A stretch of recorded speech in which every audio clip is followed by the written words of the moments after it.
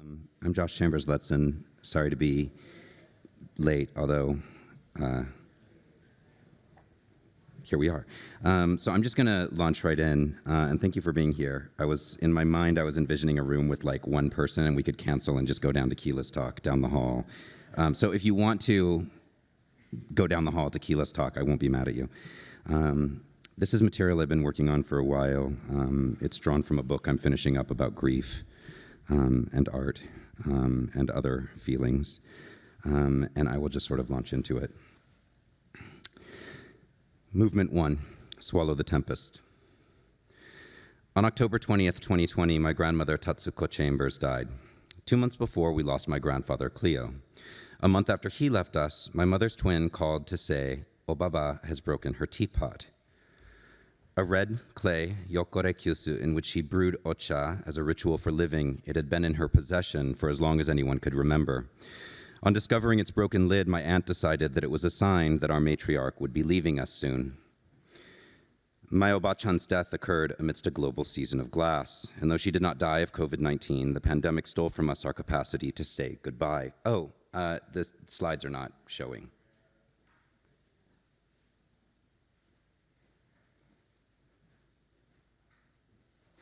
I'm just going to pause for a minute while we try to get that fixed. If it doesn't immediately get fixed, I'm going to do a dance.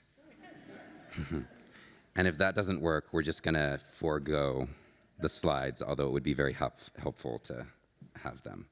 Are we going to switch to your computer? Cool.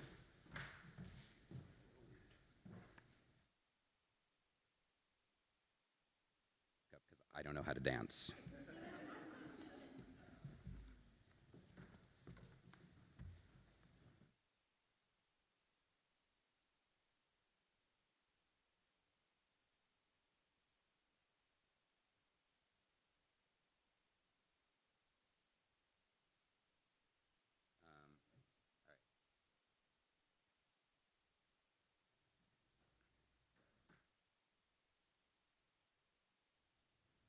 Oh, yes. Okay. All right. So this is my grandmother and my grandfather. This was her teapot. My aunt took that picture on the day that it broke. My Obachan's death occurred amidst a global season of glass, and though she did not die of COVID-19, the pandemic took from us our capacity to say goodbye. We spoke daily through screens. I watched her funeral on screens, and I mourned in the privation of quarantine. For the month and a half that she lay dying, I groped for anything that might help me to accept what I could not, which was the loss of her. I found solace in the songs of the desperate contained on Yoko Ono's 1981 album, Season of Glass.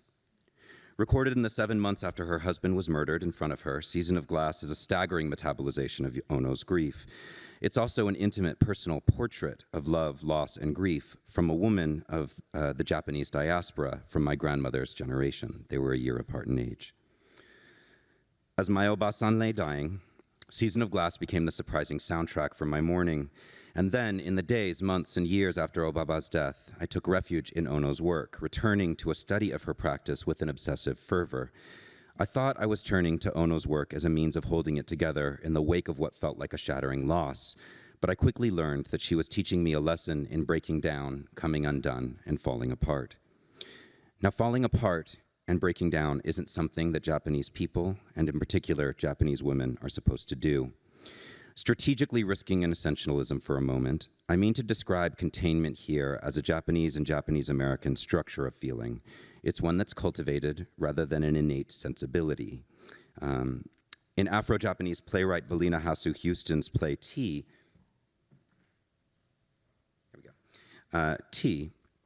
this is described as a self-imposed mandate to swallow the tempest, quote, swallow the tempest and remain peaceful, contained. When I was a child and I would have a meltdown, my mother or her sisters would look at me and be like, well, we can understand how you would do that because you're an American child. But if you were a proper Japanese child, you wouldn't be behaving that way. At various intervals, the 5 women at the center of the play reflect on the degree to which the containment of affect can function as a baseline for Nikkei, or Japanese American feeling, as when the character Teruko remarks in a phrase reminiscent of that thing I was told as a child, quote, it's the Japanese way to carry everything inside. Of course, this act of swallowing the tempest can have political implications. Historian Bill Hosokawa famously described Japanese Americans during and after the incarceration of World War II as the quiet Americans, where silence and affective containment functioned as a fraught strategy for surviving the discipline and surveillance of a racially hostile national framework. But the suicide of T's Himiko Hamilton suggests that containment has its costs. Swallowing rage and grief work until it doesn't. Containment can bind a person into paralysis or constrain them to the point of breaking completely. So the question is there a way to break down without breaking?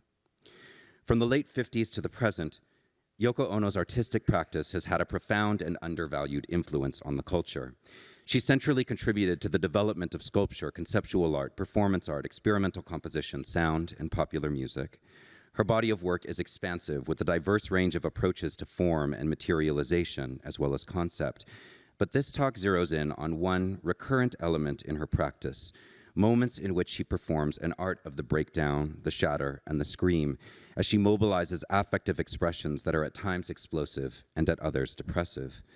Her practice has always been about the creative and transformative powers of the imagination, and as such, it would be misleading to describe her work as nihilistic or senselessly overwhelmingly destructive or only about breaking down. It's not. My focus on the parts of her practice that are explosive and sometimes depressive aims instead to explore how these gestures towards breaking down exploded, reshaped, and remade mid-century artistic form, just as it models a means for living creatively with the durational, recurrent, and compounding effects of grief, disaster, death, destruction, and loss. Ono's work can't be reduced to simply being about race or gender. The implications are too expansive to be contained by identity's framework. And yet it's notable that the recurrent moments in her work, characterized by expressions of emotional dysregulation and undoing, powerfully chafe against and queer stereotypical and racist presumptions about Japanese feminine affect within the United States and Europe, affect that is commonly framed as acceptable only insofar as it comports to a butterfly-like mode of silent, aestheticized, submissive, self-effacing, contained servility. Breaking the rules, Ono has paid a heavy price. She is one of the most famous, yet viscerally denigrated Japanese women in the world. Yet her work offers an alternative to presumed stereotypes of Japanese feminine docility, as well as a response to Nikkei injunctions to swallow the tempest, performing disruptive and explosive feelings as a means for living with and within the break, rather than containing, eliding, or swallowing the breakdown. Movement 2. Amplified sighs, breathing, gasping, retching, screaming. In one of the first reviews of Ono's first performances, Aus, at New York's Village Gate on April 3rd, 1961, the famed art critic Jill Johnson underscored the presence of screams and other vocal outbursts in the work. Quote, amplified sighs, breathing, gasping, retching, screaming, many tones of pain and pleasure mixed with a gibberish of foreign sounds, sounding language that was no language at all. The concert was billed as an evening featuring the work of 3 experimental Japanese composers, Ono, her then-husband, Toshiichi Yanagi, and Toshiro Mayazumi. And I should note, in the larger project from which this is drawn, I give some more background to Ono, but just a kind of Cliff's Note version. She really was raised between the US and Japan. She has never relented or relinquished her Japanese citizenship. But kind of from a relatively young age on, she's lived and worked primarily in the United States, primarily in New York, as well as Europe. So I'm interested in the way that we can think about her in relationship to questions of Japanese America. One of the things that's also important to note as background is just where she came from, which is that she was a Yasuda and an Ono. And the Yasuda family is an incredibly important family, especially in Imperial Japan. The Yasuda Zaibatsu was the 3rd most powerful Zaibatsu in Imperial Japan, second to Mitsubishi. And this is just to say her grandfather played a major role, or not a major, but a role in the Meiji Restoration, which is to say that Japan's imperial conquest of the rest of Asia is something that her family is implicated in. And I name this because in Japanese America, we often, most of the things that Americans know about Japanese people in this country are that we were in the camps or that the bomb was dropped on us. And so we have to live with that. We have to live with the implications of having been incarcerated on racial grounds. And my grandmother was hibakusha, which is to say a survivor of the atom bomb, and we have to live with that. But on the flip side, my grandmother's father was a Navy cook stationed in Manchuria. And so my family's existence was made possible by Japanese imperialism in one of the worst war crimes of the Japanese Empire, and there are many, right?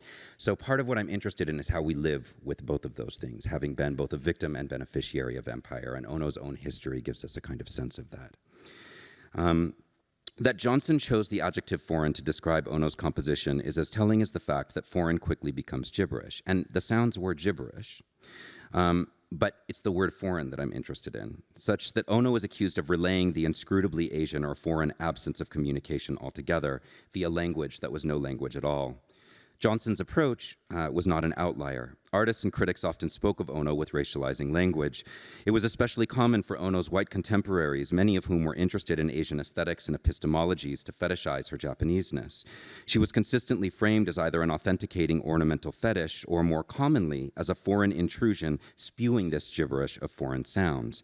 It's not uncommon for her to be identified as a screamer. It's far less common that her critics and contemporaries bothered to listen to the formal, aesthetic innovations of her screams, let alone ask what she might have had to scream about. Ono's screams, though visceral, were grounded in a lifetime of training as a classical musician, and Bridget Cohen's really beautiful paper yesterday addressed some of this.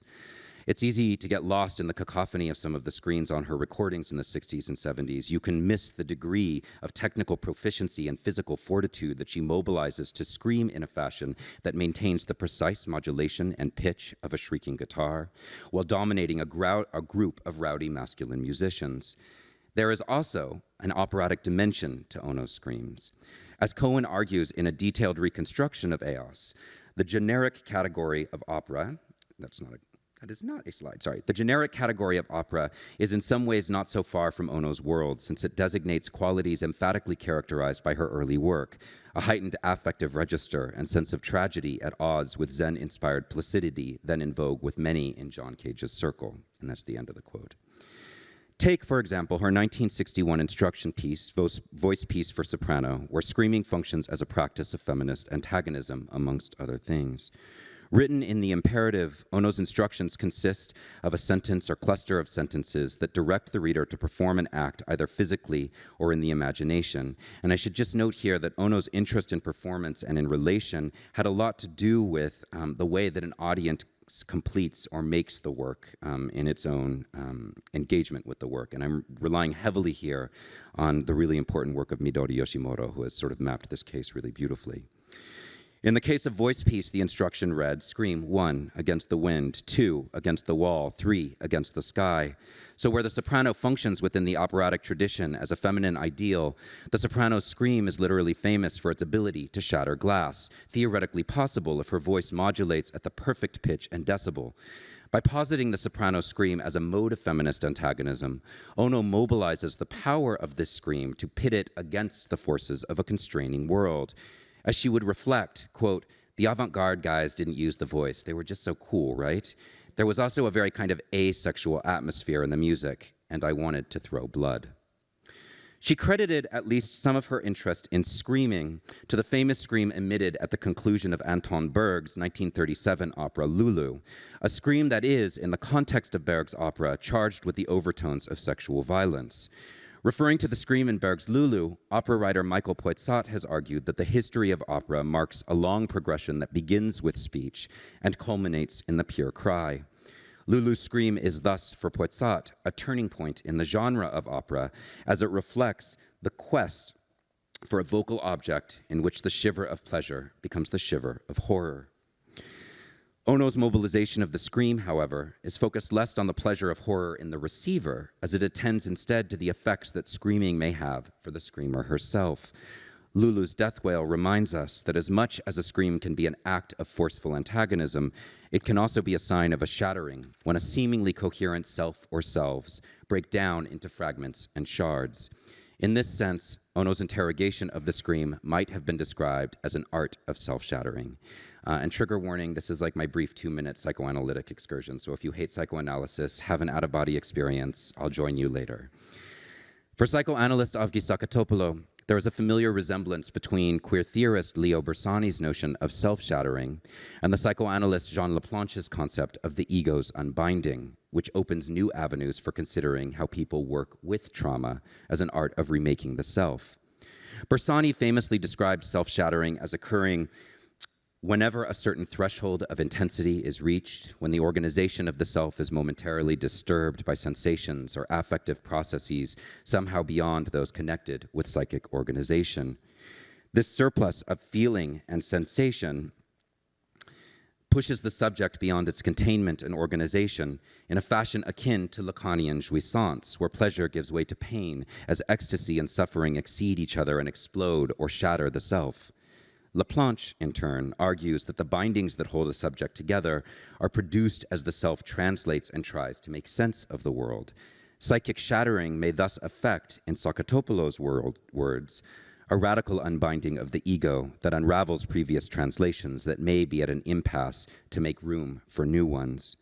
It is precisely within a state, it would help if there we go. Okay. It is precisely within a state of affective dysregulation or coming undone and breaking down that a person may come up with new ways of translating their experiences with trauma and loss.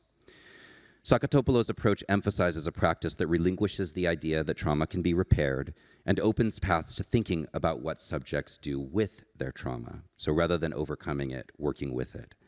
By relinquishing the curative therapeutic protocol, Sakatopoulou admits herself into the terrain of aesthetic practice, just as she argues that the relational dynamics of aesthetic and erotic encounters have a unique capacity to facilitate the psychic and political transformations that the ego's rupture can enable and endure. We're done with the psychoanalysis.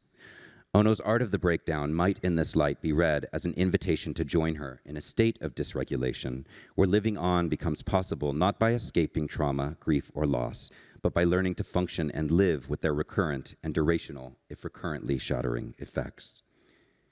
Movement 3. The performer may use any violence against himself during the performance. Now, the act of breaking down was a component in even Ono's earliest performances, as we found in 2 pieces staged in the famed Chamber Street Loft series that Ono curated and presented between late 60 and early 1961. Diplomat and then director of performance for the Japan Society, Beati Gordon, described Ono's performances of Kitchen Piece and Smoke Painting in the Loft series thus: Yoko ran to the refrigerator, took out some eggs, and, running to a wall covered with a huge piece of white paper, small note, it was canvas that she got from a military supply store, hurled the eggs at it. She then ran back and fetched some Jell-O, which she also threw at the wall. Using her hands as brushes, she splattered some black in ink on the papers. As a final touch, she lit a match and set fire to the painting. Luckily, Yoko had put some fire retardant on the paper, and we escaped a fiery death. Between the frenetic nature of Kitchen Piece and the destructive dynamics of Smoke Piece, both works underscore Ono's development of an aesthetic where creation works in tandem with destruction. The conceit was shared with other artists who were engaged in the development of what we today describe as performance art, and we find it, for example, in the early works of Nam June Paik. Just as the piece used her body in and as a means of rendering the feminization of the kitchen inoperative, which would predict major interventions in feminist art making, such as Martha Rossler's foundational 1975 film work, Semiotics of the Kitchen. In November of 1961, Ono presented a solo concert at Carnegie Recital Hall.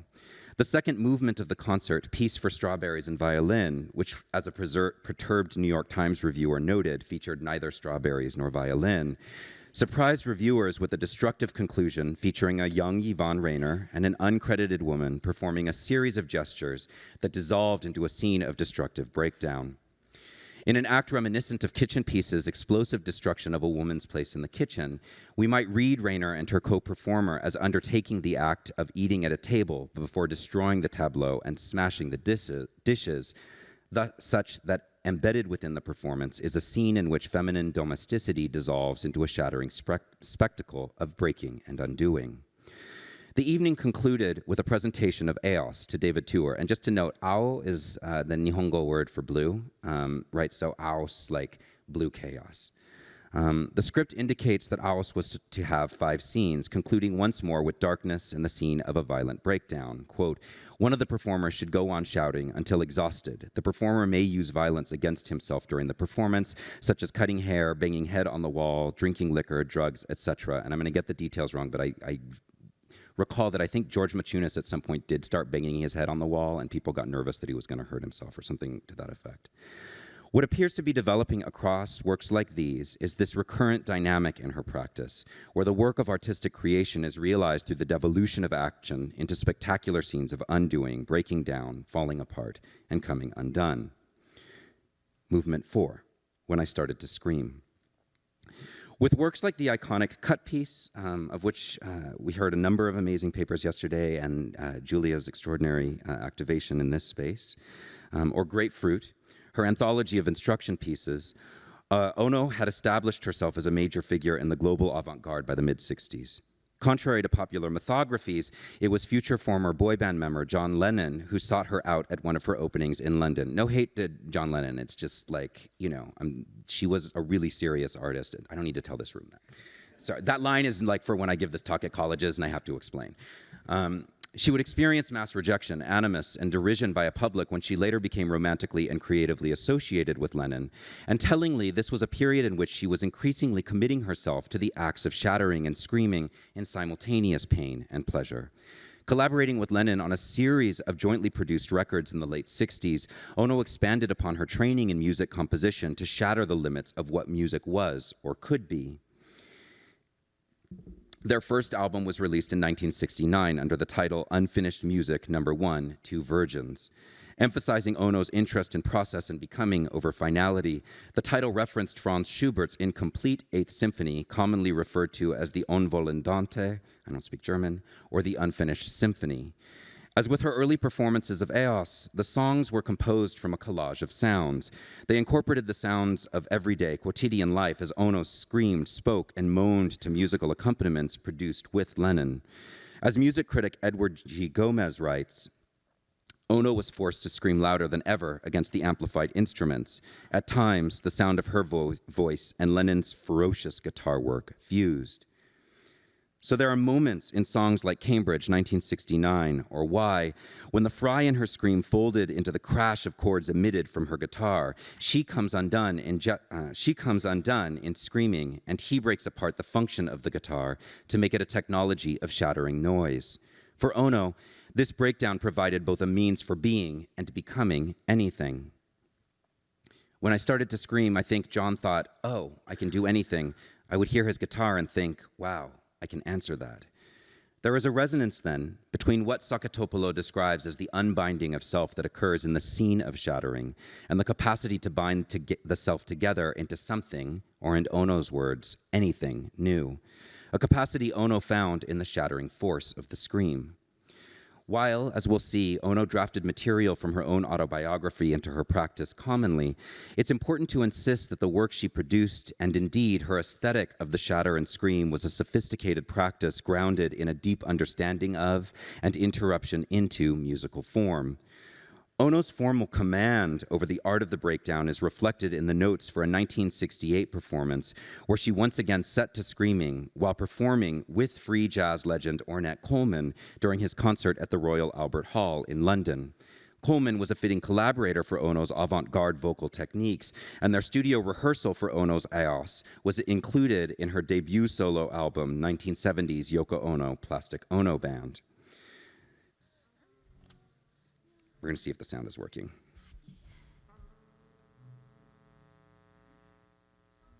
It's not. So we're just going to go on. I'm going to describe it. I actually wrote it out in here. Yeah. Oh, there it is.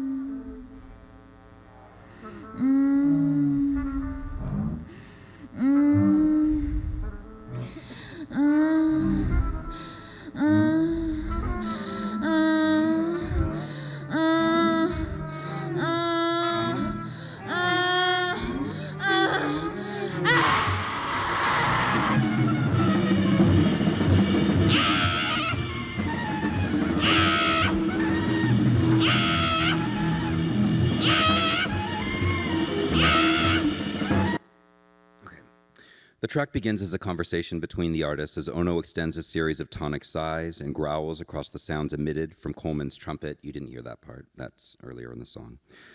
Following a passage through total silence, Ono emits an erotically charged moan. You did hear that.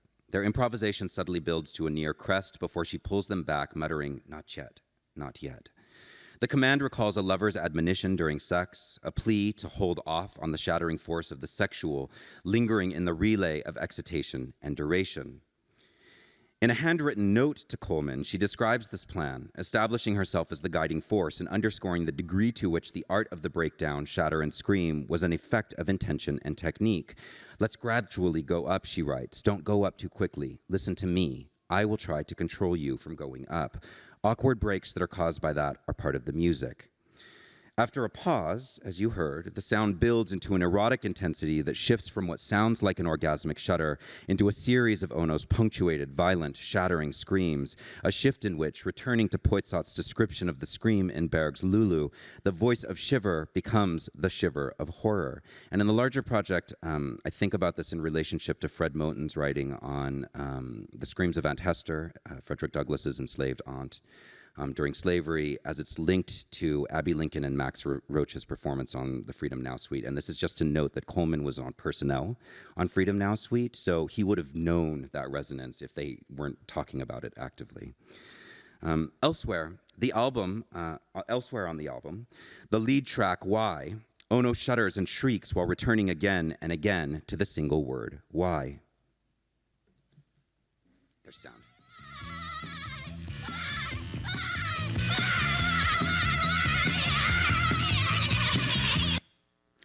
So there's a rhythm, pulse, and intensity to her vocality that sounds the way intense anxiety can feel, a frenetic darting in multiple directions at once, as well as a concentrated obsession with a question that can't be solved or answered before exploding into a kind of unraveling. The unraveling is also an effect on Don't Worry Kyoko, Mummy's only looking for her hand in the snow. The various versions of that song, Don't Worry Kyoko, were performed and recorded after the dissolution of Ono's marriage to her second husband, Anthony Cox. Initially sharing custody of their daughter, Kyoko, things fell apart, and Cox ultimately kidnapped Kyoko, absconding to the U.S. Ono expended significant economic and psychic resources to find her daughter, including relocation to the U.S. from Europe, but she would not be reunited with Kyoko until her daughter was an adult. Don't Worry Kyoko once again deploys Ono's shatter and scream as her voice duels with Lennon's guitar. As she sings, she begs her daughter, again and again, don't worry, don't worry. Don't worry, extending the lyrics into a long wail, piercing howls, and screeching shrieks. Across her prolific body of recorded work in the late 60s and early 70s, Ono constructed immersive sonic explorations of a complex range of shattering feelings, drawing the listener into an intimate relation with the wail of the mourning mother on songs like Why and Don't Worry Kyoko. Ono walked her listener to the threshold of loss's depths and invited us to listen there with her. Screaming and unmaking racial, gender, and aesthetic form, she offered a lesson in and an experience of the power of coming undone, falling apart, and losing it as a way of learning to live and work with loss. Final movement. I would call it a choke or a crackle.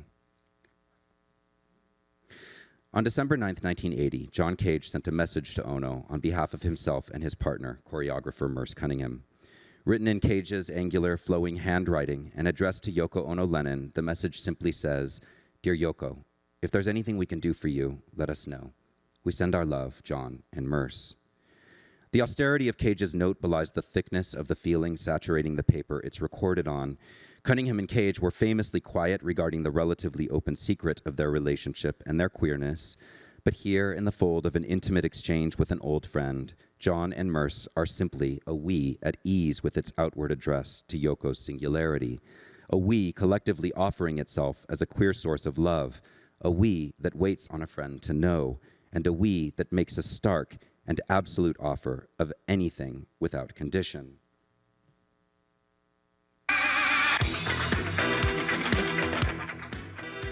All the way down. I just want the visual. Yeah, thank you. The night before, she was in the studio with Lennon working on one of her songs, Walking on Thin Ice. The song's an anthemic embodiment of the art of the breakdown, a driving rock anthem laced with an air of eerie paranoia and foreboding dread. Her voice creeps across the lyrics to forge a desperate, urgent, erotically charged whisper that cracks and breaks apart amidst a narrative of a woman caught in a dynamic of risk and precarity. At various intervals, the driving force of his guitar rears up from the depths with a series of strident, dissonant chords like ice cracking.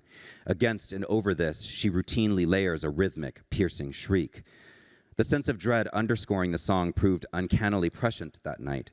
They were coming home from the studio and moving towards the entrance of the Dakota when a fan emerged from the shadows to shoot Lennon 5 times, murdering her lover in front of her. Cage's archive includes a letter that Ono and her son, Sean, sent, dated March 20th, 1982, so 2 years after the murder, and printed on stationery from Studio One, Ono's offices at the Dakota. The note speaks of renewal and endurance. In celebrating the arrival of spring, Sean and I would like to thank you for thinking of us and taking your time and sending a part of you in the past year. Your words came to us sometimes like a soft breeze, sometimes like a strong wind, all helping both of us to grow happier and wiser. Thank you. Thank you. Thank you. We wish you a happy spring. Love, Yoko and Sean. The emphasis on renewal and spring in a period of mourning is reflected in the broader aesthetics of the album that she recorded in the wake of Lennon's death. 6 months after the assassination on June 3rd, 1981, Geffen Records released Ono's Season of Glass. The album is a staggering metabolization of her grief, with a reference to spring opening a poem that's published on the album's back cover amidst photographs taken in their quarters in the Dakota. Spring passes, and one remembers one's innocence. Summer passes, and one remembers one's exuberance. Autumn passes, and one remembers one's reverence. Winter passes, and one remembers one's perseverance. There is a season that never passes, and that is the season of glass. The seasons were a regular component of her practice, and in an interview with her son from 2012, she described spring as, quote, the beginning of things. As it underscores the recurrent and ephemeral trajectory of the seasons, this poem also suggests the cyclical nature of existence. But there is a season that never passes, however, the season of glass, which lingers in the threshold between holding it together and shattering apart. The album's cover art confronts the listener with a raw expression of Ono's grief by way of a square, photographed tableau of a pair of glasses and a glass of water full to the halfway mark. Both glass objects are placed evenly on a slightly reflective tabletop. Behind and refracted through them is a view of Central Park and the Upper East Side on the other side of the window, suggesting a setting within Ono's quarters in the Dakota. The question as to whether the glass is half full or half empty is brutally overdetermined by the detail of the glasses. The view of the park is blocked by splattered brown smudges on the right lens. These were the glasses her husband was wearing on the night of the murder. Juxtaposing the glasses with the glass half full, a cliched question as to whether a glass is half empty or full is transformed into a profound meditation on the violent forces of loss and grief. If the season of glass refers to a durational era of potential shattering, we're presented with the image of two fragile objects that are made of glass and nonetheless haven't broken. Now, glass is itself the product of traumatic conditions, as sand is melted to liquid form in a forge before being given new shape, motionless, yet carrying within it the trace of the forge's fire, vulnerable perpetually to the violent undoing that shattering threatens, but also solid, beautiful, and transparent. A portrait of grief, vulnerability, and potential, the cover image might be read as a gentle reminder of the co-constitutive relationship between loss and love, where life is lived in the gap between shattering and holding it together. Ono's choice to use the image was met with immediate and enduring resistance. I used a photo took of John's blood-stained glasses on the record cover. The record company called me and said the record shops would not stock the record unless I changed the cover. I didn't understand it. Why? They said it was in bad taste. I felt like a person soaked in blood coming into a living room full of people and reporting that my husband was dead, his body was taken away, and the pair of glasses were the only thing I had managed to salvage, and the people looking at me, saying it was in bad taste to show the glasses to him. I'm not changing the cover. This is what John is now, I said. Ono persisted, and she secured the release of the cover, resulting in further criticism. In a positive, though condescending review of the album for the New York Times, Robert Palmer writes that the album, quote, directly and sometimes brutally confronts her grief, before he complains that The several explicit references to John Lennon's murder are likely to offend fans whose memory of the tragedy is still fresh and who would rather forget the trauma associated with it than be reminded of it all over again. And it's worth noting that it was a fan that killed him. So this idea that she should constrain her own sense of grief in deference to the fans is a little wild. Ono's image stubbornly insists that this trauma cannot be forgotten or overcome. So she and we will simply have to find a way to live with it. The recto side of the cover of Season of Glass pulls the frame back so that we can now see the full window lined with shutters. The glass still rests on the table, but it's nearly full of water. Lennon's glasses are gone, replaced by a small, flowering potted plant suggesting life's emergence from a space once inhabited by death. Haunting the margin of the image's right side, Ono sits in a profile and silhouette, fading into the dark recesses of the interior. Her decision to linger in this threshold between light and dark, between living and grieving, as well as her insistence that this state is an impasse and season that never passes, lends the album a depressive and melancholic edge. And the music on the album itself also has a beautifully depressive and melancholic edge. My reading of the Season of Glass cover art portrait is in conversation with and owes a debt to feminist theorist Anne Cvetkovich's appeal to queer and feminist theory to let depression linger. It might be important to explore the feelings of remaining or resting in sadness without insisting that it be transformed or reconceived. But through an engagement with depression, we might find a way to forms of hope, creativity, and even spirituality that are intimately connected with experiences of despair, hopelessness, and being stuck. Such a mode of living with depression or lingering in the impasse becomes a passage towards new and unrealized forms of sociality and being with and within the world.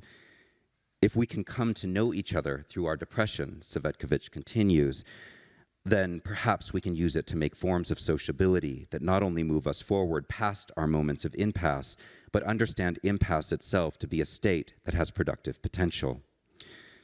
The movement past our moments of impasse finds expressions in acts of creativity, and this is reflected by the fact that Season of Glass was made at all.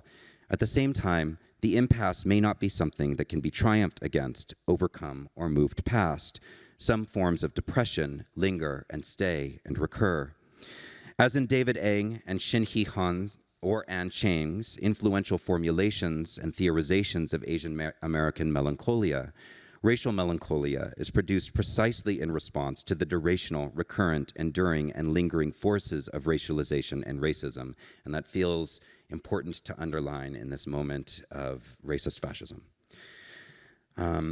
Ono's lingering in the impasse as performed on Season of Glass suggests a practice of living and working through and with rather than moving past this. So this is just to say that for folks of color who are experiencing forms of melancholia and depression rooted in our experiences with racism, that's something that doesn't go away because you turn the corner and somebody says something fucked up to you again the next day.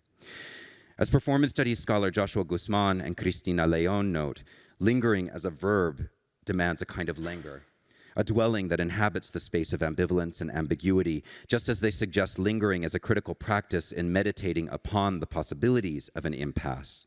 Now, years after Lennon's murder, Ono's adult son, Sean, was asked by Rolling Stone why they lingered in the Dakota after Lennon's death. He replied, "It would have been a lot stranger to run away.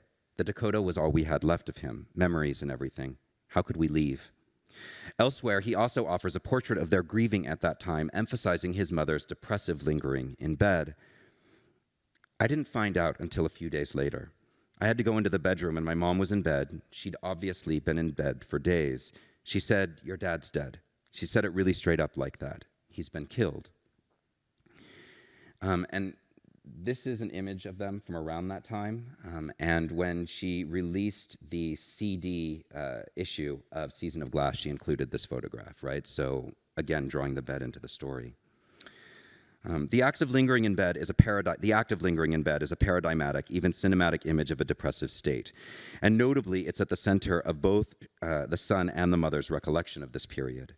The son's memory places the bed at the narrative center of the portrait of her grief, and the mother, too, includes the bed in her narrative of how Season of Glass came into being. John was dead, but John's side of the bed was still warm when I came back from the hospital. My side was cold. I was shivering. It was as if John were still alive. To linger in bed for days then was to linger in bed with the presence of his absence. This is further underscored in Ono's narrative of the genesis of the song I Don't Know Why, Season of Glass's 5th track. The song came to my mind about 2 nights after John was shot. I was in bed trying to close my ears to the sound of John's records being played loudly outside the Dakota building by fans, especially Imagine. And I should just note that Lennon, eventually comes around and admits that she's effectively a co-author of Imagine, right? So she's kind of denied that credit at the time. And then in relationship to Palmer's note that she should have, some consideration of her fans' grief, one can just imagine her lying in bed as the fans are blasting this song into the sound, or into the air. As she lingers in bed with her lover's absence, she's sensorially assaulted by the omnipresent sound of his voice. But rather than leaving, she remains, working with the trauma by writing from within the impasse to produce the album. As we think with Savetkovich, with Guzman and Leon about the powers of lingering in the breakdown, I also find it helpful here to refer to another performance theorist, Summer Kim Lee, whose work on staying in as a mode of Asian American asociality is instructive. Lee asks, how might the seemingly passive antisocial act of staying in, and here we could say staying in bed, can shift and reconstellate one's relations to others, to the socialities with which one is entangled, but from the momentary position of being alone as asocial.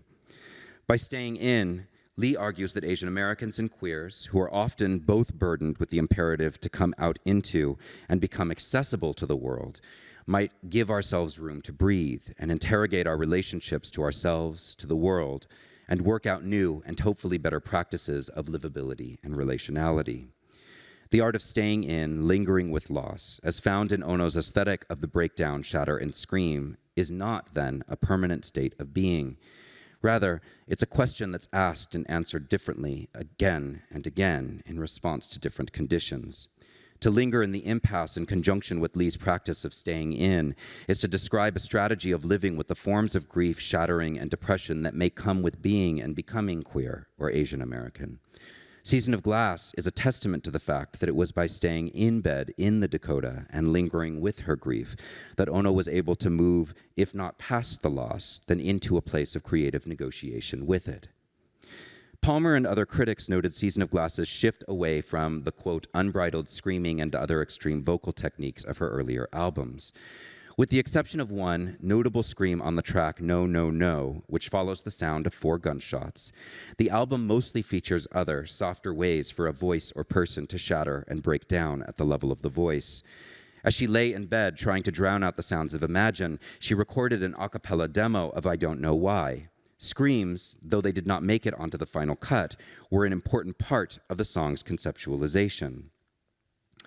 I did not change one word when I recorded it for the album later.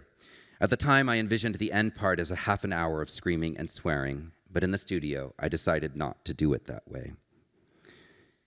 Where Ono shifted away from the durational screaming that she had initially envisioned for Season of Glass, the soft and melancholic vocals making up the album still reflect a voice that is broken and breaking. In the liner notes for the album, she admits, when I started to sing, I noticed that my throat was all choked up and my voice was cracking. After hesitating to continue with the recording, she commits to the crackle and choke. I thought about all of the people in the world whose voices were choking and cracking for many reasons. I could sing for them. I could call it a choke or crackle. I cut this part out, but then she says, isn't that what the critics had been saying about me for all of these years? I realized my songs were songs of the desperate. It was all right to show myself as I was. Ridiculed for years for her screaming, she submits to her broken voice on Season of Glass, inhabiting this choke and crackle as a way of being. She lingers in the queer beauty of the breaking down as her choke and crackle compound with and sing in the service of the other shattered voices of the desperate, mobilizing her formal interest in the cracking, broken, shrieking voice, an effect that in earlier works was the result of extraordinary technical effort, and here is the result of exhaustion. Ono found a way to sing for those whose voices choke, crackle, and break down in desperation. I hear in the choke and crackle of Ono's voice a resonance with another scholarly account of Japanese American choking in the wake of racial trauma. Reflecting on the legacies of Japanese American internment, Performance studies scholar and anthropologist Doreen Kondo, whose parents were incarcerated in the camps, relays the following about her participation in a psychology study regarding the legacies of Japanese American incarceration. Asked if she thinks internment affected you and your family, I started to answer, but I couldn't speak, as though if I did, I might choke and break down, sobbing. My reaction utterly shocked me. Where did it come from? The sensation of choking felt like a knot at the core of my being, an obstruction as physical as a furball. I still cannot speak about the incarceration for long without this same sensation of choking and choking up. There are multiple valences of Kondo's choke. There is the choke as an expression of affective overwhelm, dysregulation, and coming undone. Kondo is utterly shocked by an autonomic response, choking over which she has no control. But there is also choking on an obstruction, the furball that has entered her body, blocked the air, and threatened her capacity to breathe. Kondo elaborates on this latter mode of choking as obstruction as a metaphor for the psychic effects of incarceration for Japanese Americans. Japanese Americans had to consume, choke down the pain of the incarceration, the racial humiliation, the loss of dignity, property, humanity, and the persistence of harassment after the camps.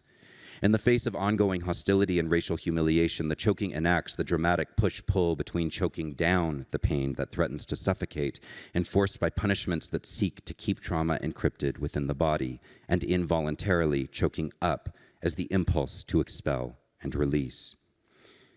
So returning to Sakatopoulos' theorization of overwhelm and psychic dysregulation, the choke that Kondo describes as that moment when the coherent self threatens to dissolve into a dysregulated state of undoing that chafes against containment. By grounding her narrative in the specificities of the incarceration, Kondo underscores the way that such choking and disillusion may manifest in a response to the communal dimensions of racial trauma. Even as Kondo's parents and Ono were on opposite sides of the ocean during the war, I want to suggest that their chokes might nonetheless be resonant and related, tied together by differentiated experiences of life in Japanese diaspora. When describing the choke as a response to racial trauma, Kondo makes a comparison to Frantz Fanon's description of the muscular spasms that occur in folks who have been blackened by the violence of colonization and racialization. These muscular spasms are, for Fanon, a sign of an ego's shattering and undoing, as the racialized and colonized subject is forced to a state of overwhelm and dysregulation by the running sore of colonial and racial violence, such that the subject comes undone in and as an expressive physical outburst, the spasm or the tic. As with Sakatopoulos, where psychic overwhelm affects the unbinding of the subject and opens the possibility for new bindings and translations to emerge in response to trauma, Fanon suggests that psychic shattering can manifest in dysregulated states that produce the grounds of new consciousness. And in the book where he theorizes this, the very next chapter is about the emergence of revolutionary consciousness. Black studies theorist Derek Scott, responding to Fanon, asks, "What is it to live in defeat when you must?" And the answer for Scott surfaces as an art. It makes a kind of optimistic art of despair. It bows perforce to seeming inevitability, that is, the constant failure of our efforts to transform the world along the lines of justice or merely sense, the strangeness of living in a world of such pain and suffering and knowing that it is our world, and that therefore the pain and suffering is in some ways our doing. So while I must emphasize the differential context from which Fanon, Scott, Kondo, and Ono are working, and reminding the reader that Ono has been both victim and beneficiary of colonialism and empire in both Japan and the US, there is a generative and productive tension between the optimistic art of despair described by Scott and the art of choking performed by Kondo and Ono. Kondo concedes that choking in rage cannot be an endpoint, describing creative practice as a means of learning how to access, then how to dwell in the pain and the legacies of racial trauma. To linger, to stay in, or dwell in is not, then, the same thing as getting lost or trapped within. I've sought to describe Ono's art of the breakdown in this talk as an aesthetic praxis, an affective posture that are not the same things as nihilistic resignation, nor does her work turn itself over to the perpetual immobility of depression and coming undone. I'd actually think on the balance, so much of her work is about the optimism of working and living with a kind of hope in the face of impossible circumstance. As an affective and aesthetic strategy, the art of the breakdown that I'm locating in Ono's practice is a technique that is not the same thing as nihilistic or indulgent resignation. The shattering forces or abyssal drags of grief and depression are recurrent. They're recursive in nature, and they are made social, political, and communal as they are amplified and exacerbated by the structural antagonisms of race, gender, sex, nation, and class. They are dynamics that are out of any given person or people's total control, but to which we are nonetheless accountable. Those of us who are situated in Japanese America must contend with Japanese and Japanese American complicity with and benefit from Japanese empire and US settler colonialism. We often have to contend with the ways in which we have been held in a vice by both, from atomic bombs to concentration camps. To act in a fashion that is accountable to these at times competing histories and forms of grief is to subject oneself to a range of forces that might threaten to tear the self apart. But in this talk, I have suggested that a path towards livability, which might in turn create a space for the working through of accountability, may counterintuitively come to us through the act of breaking down, rather than attempts to swallow the tempest or contain and hold it together. By way of a conclusion, listening to Season of Glass in the weeks before my Obasan died, some part of me truly believed that my vigil might forestall her departure. I kept listening as if that would keep her alive another day longer, even though that lady wanted to die, which is a very kind of elder Japanese lady position. After she was gone, I listened with new ears, listening to Ono's art of breaking down and coming undone. I was learning how to break down under the weight of history. I was learning that doing so might allow one to be remade with the looseness, openness, porosity, and emotional flexibility that's necessary to access and contend with both the strangeness of living in a world with such pain and suffering and simultaneous complicity with the structures that make it so. In the vulnerable openness of the breakdown, I keep finding in Ono's performances, I see a way of relinquishing the bindings that have made us us, to forge new ways of being, working, and living within the unpassable season of glass. My Obasan's broken teapot lives in my home, along with a few of her ashes. There was a time when I imagined that I would learn how to repair the pot through kintsugi, and I'm thinking of Alan Weiss and Karen Shimokawa's beautiful papers yesterday. A practice of mending broken pottery with gold to highlight the beauty of breakage made whole again. I've left it broken, however, and placed it in the home butsudan as a reminder that some shatterings cannot be undone. There can be beauty in the new and transformed thing that emerges from the wreckage. Living on can mean living with the breakage, just as breaking down can be a powerful practice of living on. Thank you.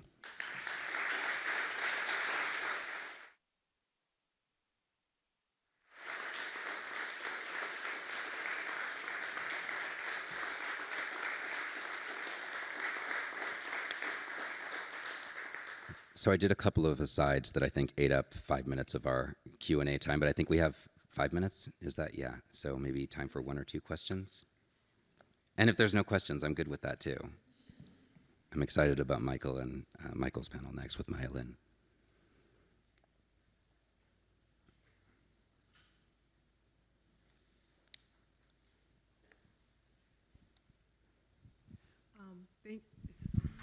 Is this on? Yes, it is. Thank you for such a beautiful and thoughtful paper. I just wonder if you could talk about the image of Yoko Ono and Sean in the bed, and the images of Yoko and John in the bed during the bed-in, and if you have any thoughts about that. Yeah, I mean, it's kind of hard not to make a certain kind of connection, right? And it's hard in writing this because I'm writing about her life, and I try to pull from the things that she makes really explicit when she's talking about the work, so that it's not like I'm trying to mine something that she's not already giving to us.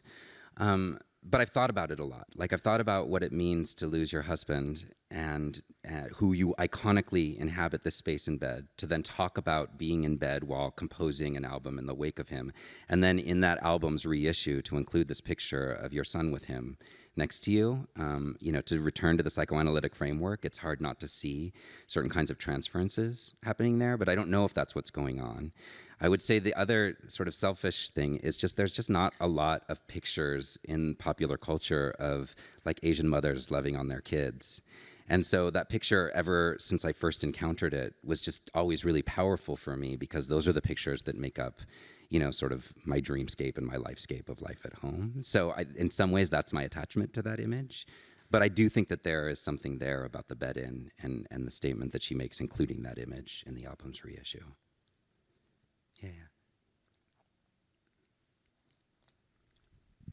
Hi, I have a question about, because Yoko Ono is also very multidisciplinary, I'm really curious about, because how specific the choice of music as the way for her to process this, and how like, I'm just really interested in what you think about this. Yeah, it's like, this is Bridget Cohen's work, and her paper yesterday is like, I'm obsessed. I'm totally obsessed. And part of it is because she comes through it through a musicological framework. And one of the more annoying experiences I've had when presenting this work is when people are like, oh, well, I had an art historian be like, well, you're Japanese American, are you Buddhist? And I was like, yeah. And then she was like, you should really talk more about Yoko Ono and Zen. And I was like, that Zen is like kind of an esoteric, not that, okay, so I'm getting on a tangent. The reason I get frustrated with that is that she was so grounded in Western musical training, right? She'd also had grounding in other forms of sort of Japanese classic traditions, but she really wanted to be a composer. She was, especially as a young student, obsessed with the 12-tone composers, so people like Berg and Schoenberg, right? And throughout her practice, and Cohen made this point yesterday, she uses musicological terminology, right? So we often frame the work in terms of performance or sculpture, right? But she continually uses a vocabulary of the musical throughout the work, including all of these unfinished albums, which then make this reference to the unfinished symphony. So some of it I think is that's she always conceptualized herself as a musician and as a composer, like as a classical composer. And it's really present in the work. I also think that I had to spend a lot of time talking to opera scholars about this because I'm opera dumb.